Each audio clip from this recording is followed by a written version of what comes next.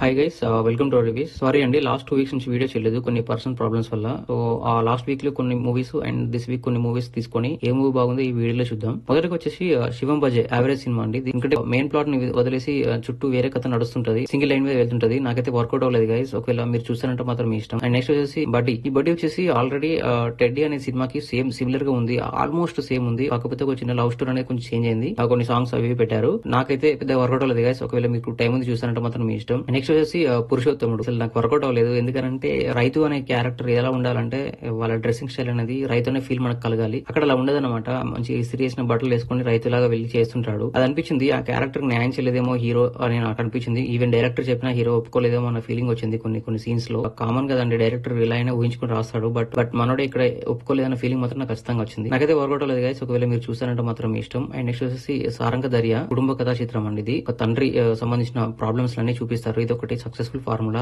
కొన్ని years back. So దాన్ని base చేసుకుని మళ్ళీ చాలా తర్వాత ఈ ఫిల్మ్ వచ్చింది. వితౌట్ ఎక్స్పెక్టేషన్స్ చూస్తే మాత్రం ఒకసారి అట్లా వన్ టైం వాచ్ చేయొచ్చు. ఎందుకంటే ఓల్డ్ టెంప్లెట్ అండి, మీకు టైం ఉంటే వన్ టైం వాచ్ చేయొచ్చు. అండ్ నెక్స్ట్ వచ్చేసి డబుల్ స్మార్ట్. ఇది వచ్చేసి యాక్షన్ డ్రామా. స్మార్ట్ శంకర్ కి సేమ్ సిమిలర్ గా ఉంటుంది. బట్ కాకపోతే రామ్ గారి యాక్టింగ్ అండ్ యాక్షన్ సీక్వెన్సెస్ అవన్నీ బీజిఎంస్ గానీ అవన్నీ కొంచెం కొత్తగా అనిపిస్తాయి. బట్ ఇది కూడా పెద్దగా టైం తీసుకొని చూసే ఫిల్మ్ కదండి. ఒకవేళ మీకు టైం ఉంది చూస్తారంటే మాత్రం మీ ఇష్టం. అండ్ నెక్స్ట్ వచ్చేసి సింబా వచ్చేసి ఇది సోషల్ ఓరియంటెడ్ ఫిల్మ్ అండి. నాకైతే పెద్దగా వర్కౌట్ అవ్వలేదు. కథ బాగున్నప్పటికీ అక్కడ ఫస్ట్ ఆఫ్ ఆల్ మేకింగ్ లో ఫెయిల్ అయ్యారు. ఆ ఫైట్స్ లో గానీ మేకింగ్ లో ఫెయిల్ అయ్యారు. అండ్ అనసూయ గారు ఫైట్ చేస్తుంటే నాకు నవ్వొచ్చింది అనమాట కొన్ని సీన్ లో. అసలు వర్కౌట్ అవ్వలేదు గైస్. ఒకవేళ మీకు టైం ఉంది చూస్తారంటే మాత్రం మీ ఇష్టం. అండ్ వచ్చేసి నింద వచ్చేసి ఇది సస్పెన్స్ క్రైమ్ థ్రిల్లర్ అండి. ఒకే లొకేషన్ లో కూర్చోబెట్టి ఇన్వెస్టిగేషన్ చేసేసరికి కొంచెం చాలా లాగ్ అనిపించింది. చాలా బోర్ అనే ఫీలింగ్ అయితే వచ్చింది. నాకైతే వర్కౌట్ అవ్వలేదు గైస్. ఒకవేళ మీరు చూస్తారంటే మాత్రం మీ ఇష్టం. అండ్ నెక్స్ట్ వచ్చేసి తలావన్ వచ్చేసి ఇది ఒక సస్పెన్స్ క్రైమ్ థ్రిల్లర్. అదిరిపోయిందండి సినిమా. చాలా బాగా నచ్చింది నాకు. క్రైమ్ గానీ, లైటింగ్ గానీ, కెమెరా గానీ, అండ్ యాక్టింగ్ గానీ, ఎడిటింగ్ గానీ, స్టోరీ గానీ ఎవ్రీథింగ్ వాస్ గుడ్. సో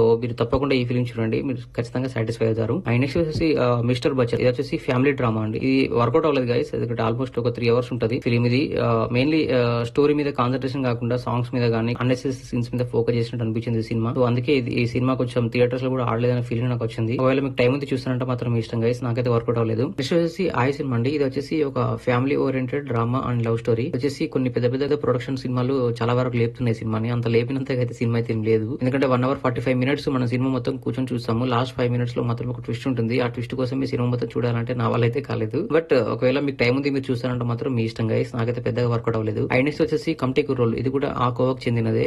పెద్ద బ్యానర్ నుంచి వచ్చిన సినిమాలు ఆల్రెడీ మనకి బయట టాక్ తీసుకొచ్చి లేపుతారు. అలాంటి సినిమా అన్నమాట ఇది కూడా. ఇది కొంచెం మనకి ఒప్పుకోవచ్చు అండి. ఎందుకంటే ఫస్ట్ హాఫ్ మొత్తం మనకి చాలా అంటే చాలా ఎక్స్ట్రాడినరీ ఫిల్మ్ ఉంటుంది, అవుట్ స్టాండింగ్ ఉంటుంది. సెకండ్ పార్ట్ వచ్చేసరికి మొత్తం గ్రాఫ్ డౌన్ అయిపోతుంది. మనకి ఇంట్రెస్ట్ అనేది కోల్పోతుంది సినిమా మీద. అలా ఉంటుంది అన్నమాట ఇది. సో ఇది టైం ఉంటే ఒకసారి అట్లా వన్ టైం వాచ్ చేయొచ్చు. ఆ ఫస్ట్ హాఫ్ కోసమైనా మనం ఖచ్చితంగా ఈ ఫిల్మ్ చూడాలన్నమాట. నాకైతే ఒకటైతే వర్కౌట్ అయింది గైస్. ఫస్ట్ హాఫ్ వర్కౌట్ అయింది, సెకండ్ హాఫ్ అసలు వర్కౌట్ కాలేదు. ఒకవేళ మీకు టైం ఉంటే మాత్రం మీరు చూడండి. అండ్ నెక్స్ట్ వచ్చేసి భీమా. ఇది వచ్చేసి యాక్షన్ డ్రామా అన్నమాట. అంటే డ్రగ్స్ గురించి, చిన్న పిల్లల గురించి బాగా చూపించారు. బట్ కాకపోతే మేకింగ్ లో ఫెయిల్ అయిపోయారని చెప్పాలి. యాక్టింగ్ కూడా పెద్దగా అయితే ఏం లేదండి హీరో గారిది. ఒకటి సింగిల్ ఎక్స్ప్రెషన్ ఉంటుంది ఇక్కడ కూడా. అండ్ చుట్టుపక్కల ఉన్న వాళ్ళ ఇన్వాల్వ్మెంట్, అదే అంతా ఆ కాస్ట్యూమ్స్, వాళ్ళ యాటిట్యూడ్ అంతా చూస్తుంటే మనకి ఇరిటేషన్ వస్తుంటది. నాకైతే పెద్దగా వర్కౌట్ అవ్వలేదు గైస్. ఒకవేళ మీరు చూసారంటే మాత్రం మీ ఇష్టం. అండ్ నెక్స్ట్ వచ్చేసి పరాక్రమం. ఇది వచ్చేసి గుడ్ అండి. అంటే మనకి అంటే డైరెక్టర్ గానీ, మ్యూజిక్ డైరెక్టర్ గానీ, అండ్ యాక్టర్ గానీ అన్ని కూడా ఒకరే చేశారు. బిఎస్కే బడ్డీ సరోజ్ కుమార్. సో అతని పరంగా చూసుకుంటే మాత్రం సినిమా మెచ్చుకోవచ్చండి. బట్ కాకపోతే ఆ స్టోరీని హీరో క్యారెక్టర్ చాలా డామినేషన్ చేసినట్టు అనిపించింది. ఎక్కువ క్లాస్ పీకినట్టు అనిపించింది. ఇది సినిమా అంటే ఇష్టం ఉన్న వాళ్ళకి తప్పించేసి నార్మల్ ఆడియన్స్ అంతగా నచ్చకపోవచ్చు అనేది నా ఇంటెన్షన్. ఒకవేళ మీకు టైం ఉంది చూస్తారంటే మాత్రం మీ ఇష్టం గైస్. నాకైతే సినిమా పని కాబట్టి, నాకు అతను పడ్డ కష్టం నాకు కనబడింది కాబట్టి నాకు నచ్చింది. మీకు కూడా నచ్చాలని అయితే గ్యారంటీ ఏం లేదు. ఒకవేళ మీకు టైం ఉంది చూస్తారంటే మాత్రం మీ ఇష్టం. అండ్ నెక్స్ట్ వచ్చేసి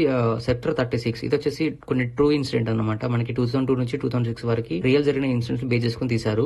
చిన్నపిల్లల వాళ్ళ మీద ఉంటుంది మర్డర్స్ గురించి. ఇది నిజంగా జరిగింది కాబట్టి అది ఎలా చూపించాలో అలానే చూపించారు. సో ఇందులో మీరు చాలా ఎక్స్పెక్టేషన్స్ ఏం పెట్టుకోవద్దు. ట్విస్ట్లు గానీ, టర్న్స్ గానీ అలాంటి ఎక్స్పెక్టేషన్ పెట్టుకోకుండా ఒక రియల్ స్టోరీ ఎలా ఉంటుందో అలా చూస్తే మాత్రం మీకు ఖచ్చితంగా ఈ ఫీలింగ్ కూడా మీకు నచ్చుతుంది. నాకైతే వర్కౌట్ అయింది గైస్. కాకపోతే కొంచెం డేంజర్ సీన్స్ ఉంటాయి. చిన్నపిల్లల దగ్గర ఉన్నప్పుడు మాత్రం ఈ సినిమా చూడొద్దు. ఎందుకంటే రియాలిటీగా తీశారు వాళ్ళు. సో అది దృష్టిలో పెట్టుకుని ఈ ఫిల్మ్ ని మీరు వాచ్ చేయండి. అండ్ నెక్స్ట్ వచ్చేసి రఘుతాత. ఈ రఘుతాత వచ్చేసి కొంచెం సీరియల్స్ కి అడ్వాన్స్ వర్షన్ అనమాట. ఏదో పెద్ద ప్రొడక్షన్ వాళ్ళు సినిమా తీశారు కదా అని చెప్పి చూసాను. బట్ అసలు ఏం లేదన్నమాట అందులో మ్యాటర్. సింపుల్ లైన్, ఫస్ట్ నుంచి లాస్ట్ వరకు ఒకటే లైన్ మీద వెళ్తుంటది స్టోరీ అనేది. బట్ కాకపోతే మేకింగ్ అనేది చాలా బాగుంది అండ్ సినిమాటోగ్రఫీ చాలా బ్యూటిఫుల్ గా ఉంటుంది. సో దానికోసం అండ్ కీర్తి సురేష్ గారు ఉన్నారు కదా అని చెప్పి సినిమా మొత్తం చూసాను. నాకైతే అసలు వర్కౌట్ అవ్వలేదు గైస్. ఒకవేళ మీకు టైం ఉంది చూస్తానంటే మాత్రం మీ ఇష్టం. సో ఇది గైస్ మన రివ్యూ. ఈ వారంలో మీరు తప్పకుండా చూడవలసిన ఫిలిమ్స్ ఏంటంటే ఫస్ట్ వచ్చేసి తలావన్. ఇది వచ్చేసి suspense crime thriller extraordinary film. తప్పకుండా మీరు చూడండి. అండ్ నెక్స్ట్ వచ్చేసి రియల్ స్టోరీ సెక్టర్ 36. ఇది కొంచెం చాలా డేంజర్ ఏంటంటే క్రూషియల్ సీన్స్ ఉంటాయి.